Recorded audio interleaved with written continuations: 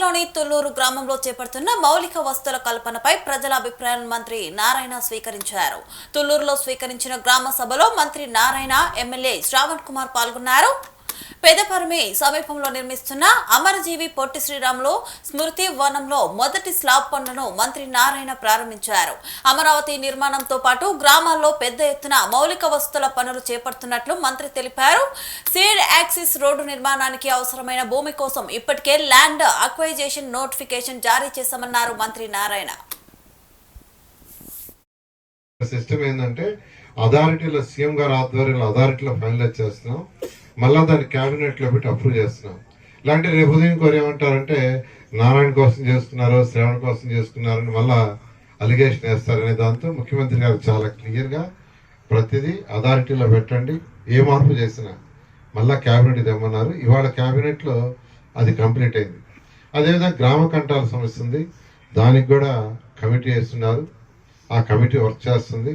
అదేవిధంగా జరీబ్ నాన్ జరీబ్ కూడా స్టేట్ లెవెల్లో కమిటీ చేసాం, వాడు కూడా కొన్ని గ్రామాలు ఆల్రెడీ తిరిగేశారు, వాడు కూడా రిపోర్ట్ తొందరలో చేస్తున్నారు. ఈ రెండు కమిటీలు ఫైనలైజ్ చేస్తే దాని ప్రకారం ముందుకు పోతామని సవినయంగా తెలియజేస్తూ ఖచ్చితంగా ఈరోజు ఈ గ్రామానికి సంబంధించిన వాటర్ టీడీఎస్ కూడా 650 ఉంటుందండి. తాగే నీళ్లు కాదు, సురక్షిత మంచినీటి పథకం కాదు. మీరు చేసేదానికి డిపిఆర్ చేసి వాటర్ ఇచ్చేదానికి Krishna river water 10 MLD water ఇచ్చేదానికి 5 MLD చెప్పారు ఇందాక ఇంజనీర్ గారు, ధనంజయ్ గారు. అది అంతా బాగానే ఉంటది, కానీ ఈ లోపు మేము ఎట్లా బతకాలి? మాకు అసలు డ్రింకింగ్ వాటర్ ఇప్పుడు మన ట్యాంకుల నుంచి వెంకటపాలెం నుంచి వచ్చే ట్యాంకులు స్టీల్ వాటర్ అది ఒకటే ఉంటుంది. ఎన్టీఆర్ సుజల ద్వారా నుంచి వచ్చే ట్యాంక్ నుంచి తెచ్చుకోవాలి.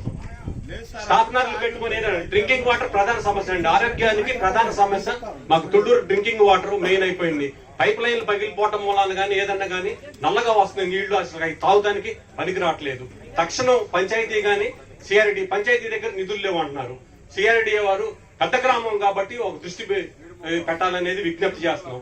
ఇందాక ఎమ్మెల్యే గారు ఒక మాట చెప్పారండి, టెండర్ పిలిచారు అమరావతి నుంచి, అసెంబ్లీలో కూడా మాట్లాడారని చెప్పారు. మేము అడ్డ రోడ్డు నుంచి రాయపూడి వరకు అడుగుతున్నాం అండి. రోడ్డు ఎవరు వచ్చినా అదే అండి, ఇప్పుడు పరి నుంచి తుళ్లూరు కాదు, అడ్డ రోడ్డు నుంచి రాయపూడి వరకు డబుల్ రోడ్డు. ఎందుకంటే మేము మా ప్రజలు మేము ఎట్లా అలవాటు పడ్డాం, కొంత వస్తున్నామండి. కొత్త వ్యక్తులు చాలా మంది వచ్చారు, హైకోర్టుకు వచ్చేవాళ్ళు, సెక్రటరియట్కి వచ్చేవాళ్ళు చాలా మంది మేము వ్యక్తిగతంగా విన్నామండి. ఇదేం క్యాపిటల్, ఇదేం అభివృద్ధి, 30 కిలోమీటర్కి 35 కోట్లు పెట్టేసేటప్పుడు అడ్డ రోడ్ నుంచి ఇక్కడ 30 కోట్లు పెట్టి ఒక రోడ్డు వేయించుకోలేరా డబుల్ రోడ్డు అనే మాట వ్యంగ్యంగా మాట్లాడుతాం. అధిక అంటను అనేది